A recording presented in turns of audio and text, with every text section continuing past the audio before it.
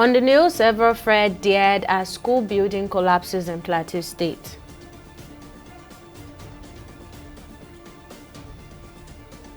State governors welcome Supreme Court verdict on local government autonomy. And court grants 10 billion naira bail to former Power Minister Maman.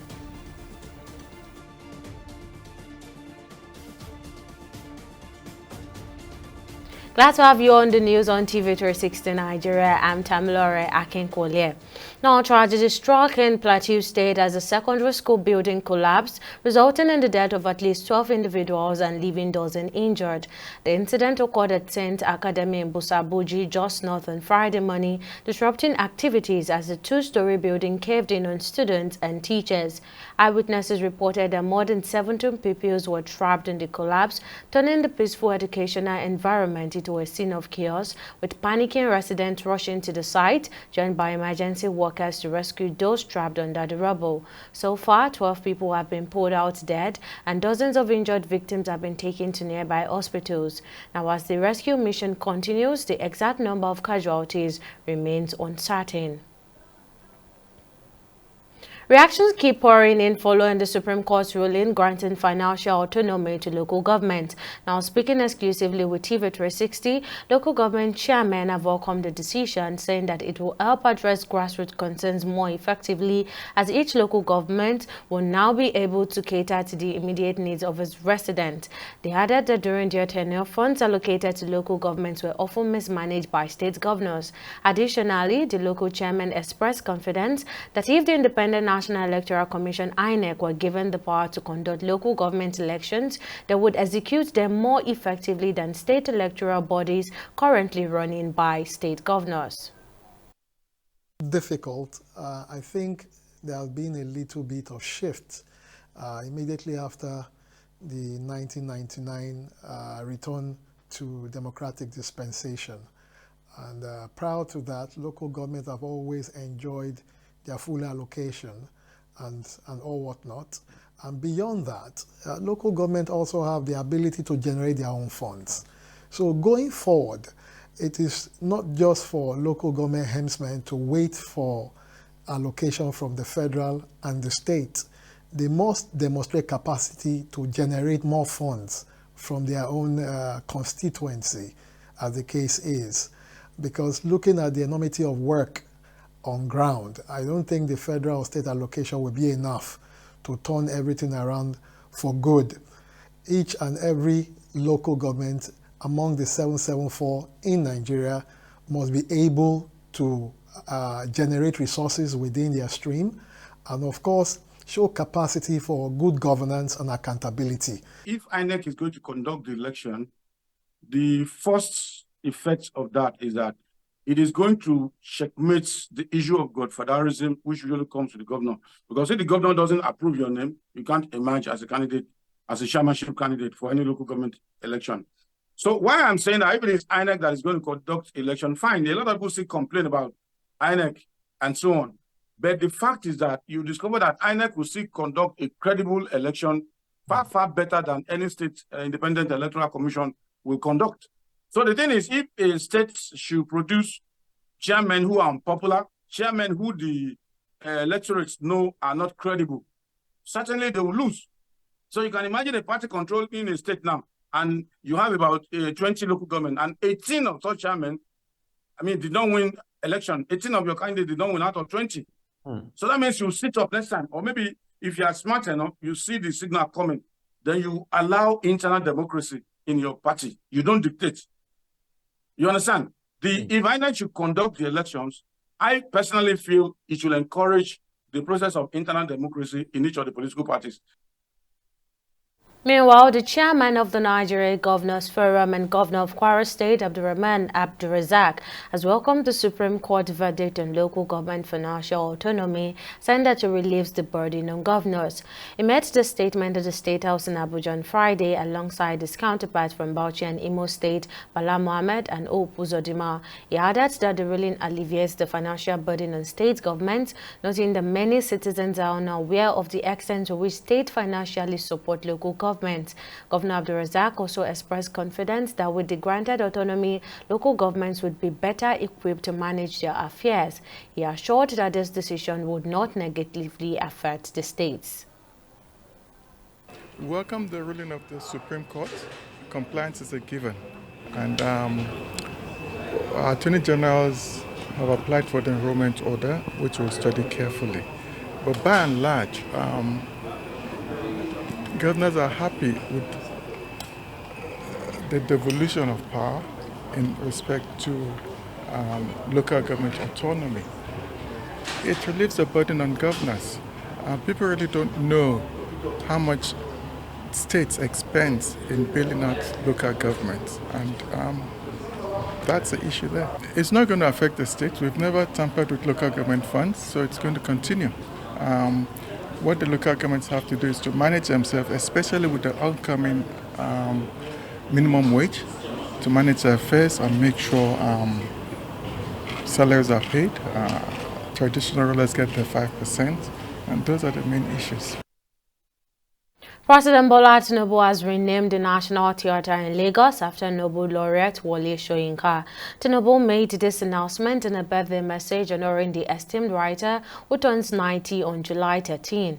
In a statement by his media aide during Galale, President Tinubu praised Soyinka as one of Nigeria's living repositories of history, knowledge and courage. He commended Soyinka for his valiant effort in advocating for democracy and his strong stance against corruption and maladministration over the years. Wole Soyinka is a globally celebrated playwright, novelist, poet, composer and documentarian. Soyinka has also received numerous other prestigious awards, including the Benson Medal from the Royal Society of Literature, among others. And the Nigerian Senate is resolved to amend Order 8 subsection 2 of a standing rule adjusting its plenary sitting hours to run from 11 a.m. to 3 p.m. This decision follows a motion sponsored by Senate leader Opeyemi Bamidele, who explained that the amendment aims to synchronize the Senate schedule with that of the House of Representatives. It said the lawmakers' extensive responsibilities make it impartial to begin sections as early as 10 a.m. as stipulated in the current standing rules. However, former Senate President Amal Lawan opposed the amendment, arguing that the existing 10 a.m. to 2 p.m. sitting time should be maintained to ensure committees can function more effectively. A lot of times, distinguished senators have reasons to go to bed late, and there is no point having in our rule book that our sitting time is 10 a.m. and every day we sit at 11 o'clock. Of course, there are some distinguished senators who will be here 10 for 10. But there had been a lot of times that even you sat here, Mr. President, at 11 or 10:30, and we had to wait for some of our distinguished colleagues to come so that we could form a quorum. It's important that we walk our talk. If our rules had said 10 a.m., and we had not been able to sit 10 for 10. I think what is most important at this point is that if we say it is 11, please let it be 11 o'clock. I don't know the basis at the moment for which we want to shift our sitting from 10 to 11 and end at 3 p.m. To me, we have more energy. Our heads are clearer in the morning, and 1 hour into the day, probably would have lost some energy. And I feel, Mr. President, if we work between 10, if we sit in plenary between 10 and 2, our committees would do better. Is to the effect that we commit to a committee of the whole to consider the amendment of our standing orders to enable us sit between 11 o'clock and 3 p.m. daily. Those in support that we move into committee of the whole, say aye. Those against say nay. The ayes have it. The Senate has also urged the federal government to promptly provide emergency relief and palliative measures for the victims of the recent fire incident at Cairo Market in the Federal Capital Territory, FCT. This call to action followed a motion by Senator Ireti Kinigbe, representing the FCT, addressing the Cairo fire outbreak and the need for safer public spaces. She stressed that without immediate intervention, the nation will continue to experience substantial economic setbacks. Now, lawmakers supporting the motion emphasized the critical importance of adhering to building safety regulations to prevent such disasters. Further aware that as fire outbreaks in Nigeria have risen to national attention in recent years, causing great loss of economy, loss of lives of our people, as well as destruction of critical sectors of the nation's economy and infrastructure. If this is allowed to continue, we will continue to record huge economic losses, loss of lives, as well as environmental hazards that will have an overall negative impact on the lives of the people we serve. At least in the capital city of Nigeria, markets should be modernized, and markets should be built to reflect the developing nature of our country and show in the character of the markets the character of a very organized society. Look elsewhere how markets are being operated and ours. You will see that whenever there is any emergency, it is not easy for the emergency workers to be able to get access to these markets. So it's very important that we look at our safety and hazard procedures in the markets to enhance them so that there will be a check to these menace. Just caution that in all the prayers and resolutions, we should make sure that they are enforceable. It's very important that we know that because of difficult times, it might be difficult to subsidize construction of markets and at the end give them out to only the communities. I think the FCT is getting very commercialized, and even the area councils may want to rebuild the market to a very high standard, and thereafter give it out to willing buyer, willing seller. However, the mover of the motion is the opinion that it should be subsidized and given at affordable rates. And the former Minister of Power, Saleh Maman, who has been remanded in prison over alleged involvement in a 33 billion naira fraud, has secured bail from the Federal High Court in Abuja. In a ruling delivered by Justice James Omotosho, the court granted Maman bail in the sum of 10 billion naira, requiring 2 sureties of the same amount.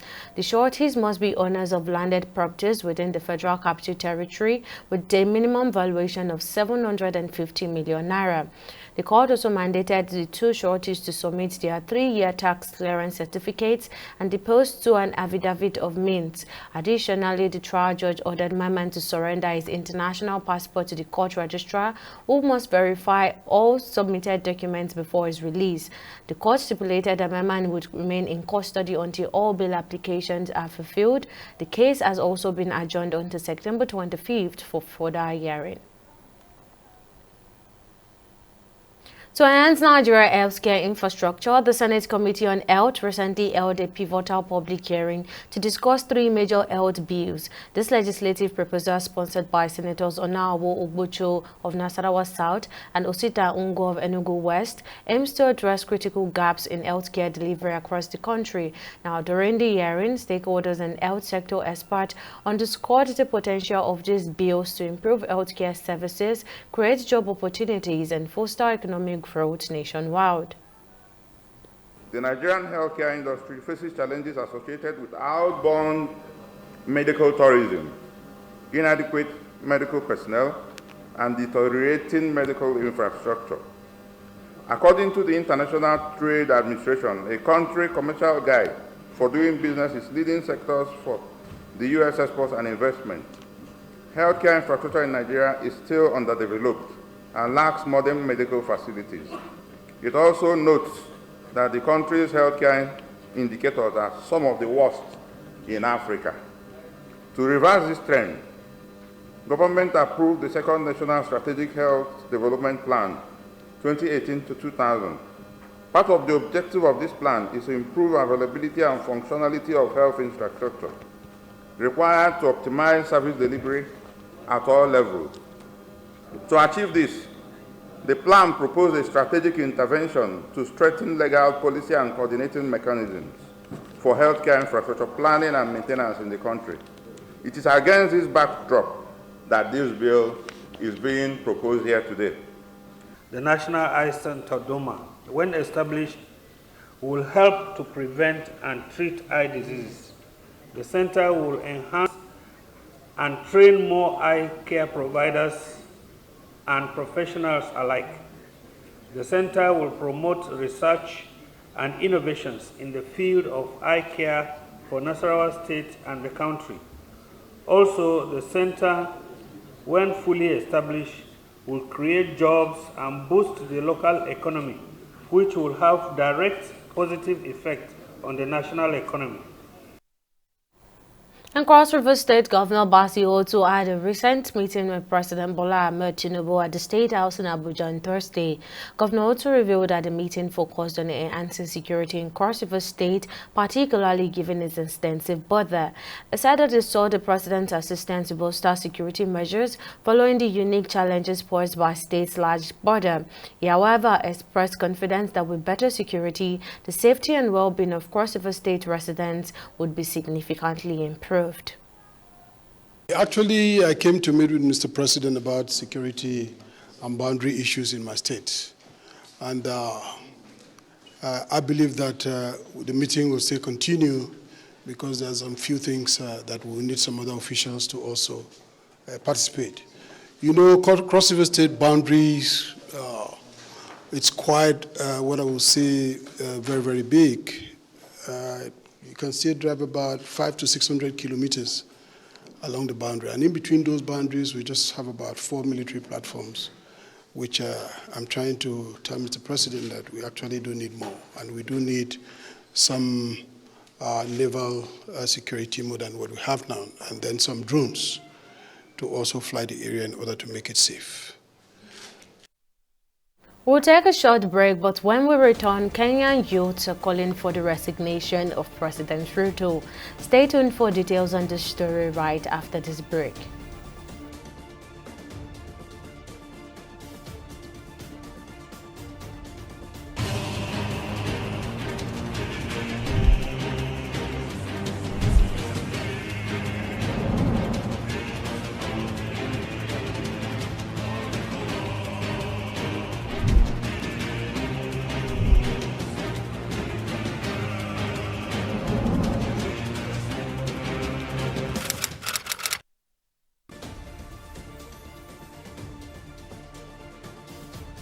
Welcome back. Now a quick recap of our top stories.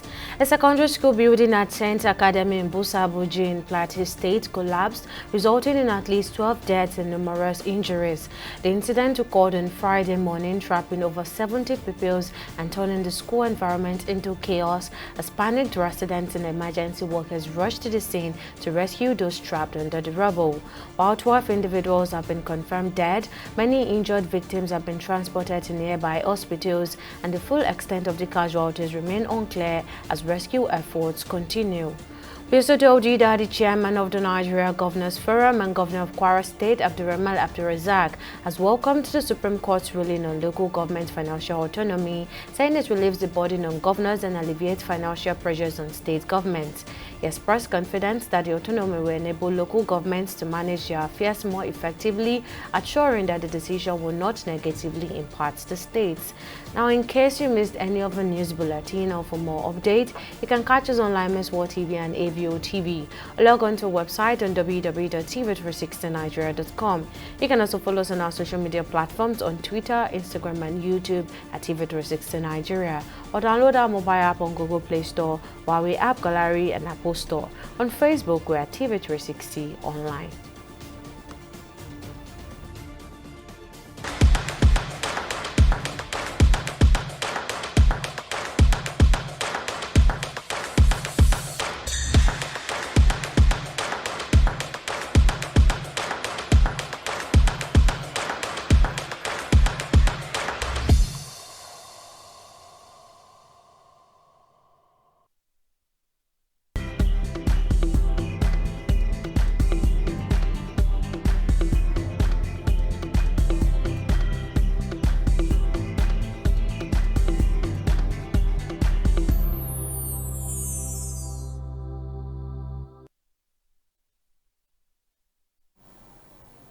Let's now join Okpeyemi Owosheni for the latest on business news. Okpeyemi, over to you. Thank you, Tamilore. Welcome to Business News. The Ministry of Industry, Trade and Investment, in collaboration with the Small and Medium Enterprise Development Agency of Nigeria and MoneyPoint Microfinance Bank, has unveiled Nigeria's Informal Economy Report 2024. Federal government officials commended MoneyPoint for a successful execution of this critical project, which is anticipated to have a significant positive impact on Nigeria's economy. Stakeholders view this collaboration between MoneyPoint, SMEDAN, and the ministry as a pivotal step in advancing Nigeria's informal economy. It is also recognized as a major boost to President Bola Tinubu's renewed hope agenda. If you look at the 8-point agenda, you would realize that a couple of them actually tilted towards financial inclusion, economic and financial inclusion. So inclusivity is one, in fact, it's an independent portion of it to ensure that whatever policy decision is taken, by this administration, it actually takes into consideration the last and vulnerable, to ensure that they are all brought into the formal financial sector. And we all know that report has clearly indicated that large chunk of Nigerians are actually, within the informal sector. So for that reason, a lot of efforts are in place to ensure that they are brought into the formal financial inclusion. That is why it became so important to the extent of creating an office of technical advisor on economic and financial inclusion. One key feature that is worth celebrating is the high degree of flexibility and innovations, adapting quickly to changing market conditions that these informal operators has exhibited. For those who are hearing about MoneyPoint for the first time, we have one reason for being, to create a society where everyone experiences financial happiness. Dreams are the basic unit of life for every entrepreneur, and we exist to catalyze and power them for a sustainable future that we all can be proud of. I believe that if we're able to capture more of the informal economy and understand exactly what it's about, perhaps, I'm just thinking, standing here, is the future informal? We're looking at the age of artificial intelligence now, and machine learning, internet of everything, where different kind of magic will be happening in terms of production and productivity that doesn't follow the laid down orthodox rules. We'll go on a short break and be back with stock market reports.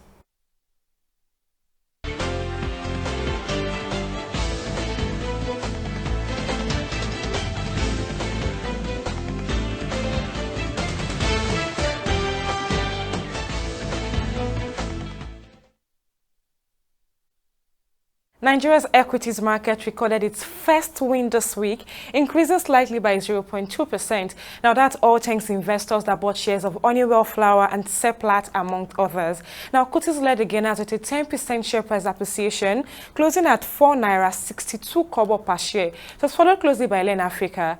Now at the end of the last week day of trading on the Nigerian Stock Exchange, a total of 420 million volumes of shares were exchanged in 7,617 deals. That's corresponding to a market value of over 6 billion naira. Now, when compared to the previous NGX trading day, that's Thursday, July 11th, today's data shows 42% improvement in volume, 25% improvement in turnover, and 72% improvement in deals. Now, looking at our select global equities, the benchmark 10-year U.S. Treasury yields gained modestly after the producer price index rose more than expected in June, leaving our select stock, that's the UK FTSE and the US Dow Jones, in the bullish territory.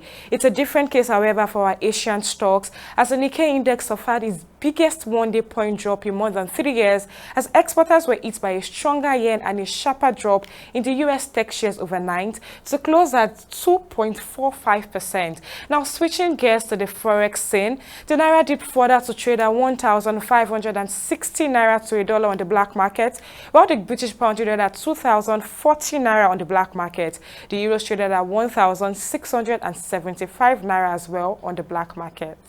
That's it on both business and stock market report. Back to you, Tamilore, for the rest of the news. Thank you for that update, Okpeyemi. Now, on the global scene, Kenyan youth on Friday dismissed President William Ruto's decision to sack most of his cabinet members, with some warning that they would resume street protests if he fails to step down. President Ruto has been scrambling to contain the fallout of deadly protests against proposed tax hikes after last month's peaceful rallies snowballed into violence and tapped into widespread anger against his government. Organized online and led largely by young Gen Z Kenyans, the protests have plunged Ruto's administration into the most serious crisis of his 2 years presidency, forcing him to abandon the finance bill containing the tax hikes. And in a high-profile press conference on Friday, Representative James Clyburn, a powerful Democrat in Congress, has given President Joe Biden a boost by saying that the 81-year-old incumbent should not withdraw his re-election effort. Clyburn is a respected voice among Black Americans whose support is essential to Biden's 2024 campaign. He also served in Congress for more than 30 years and played a leading role in Biden's successful 2020 White House run. However, another congressional Democrat called on Biden to step aside and allow the party to pick another standard bearer, raising to 18 the number who has done so. Now, Democratic office holders and donors and activists are trying to determine whether Biden is their best bet to defeat Republican Donald Trump in the November 5 election and serve another 4-year term in the White House. And on sport, Renard has been linked with the vacant coaching job to Nigeria's Super Eagles. Now, following the resignation of Finidi George, who is now Rivers United coach, the Eagles are yet to get a new coach. The executive committee of NFF in a meeting in June announced that an expert technical advisor will be hired following the Eagles' poor 2026 FIFA World Cup qualifying campaigns. Now, aside the NFF, the Egyptian Football Association EFA has also shown interest in Renard, who currently handles the French women's team, who will feature at this summer's Olympics in Paris. Renard was in charge of Zambia's team when they lost to the Super Eagles at the quarterfinals of the 2010 AFCON. And still on sport, England captain Harry Kane has assured fans back home that the team will do everything to win the 2024 Euros Championship. Recall that the Three Lions are through to the finals of Euros 2024, where they will take on Spain on Sunday. Now, despite their early struggles at this tournament, England are in the final stage after beating the Netherlands 2-1 in the semi-finals. And that wraps up our bulletin on news now. Many thanks for watching. I'm Tamilore Akinkwole. See you again next time.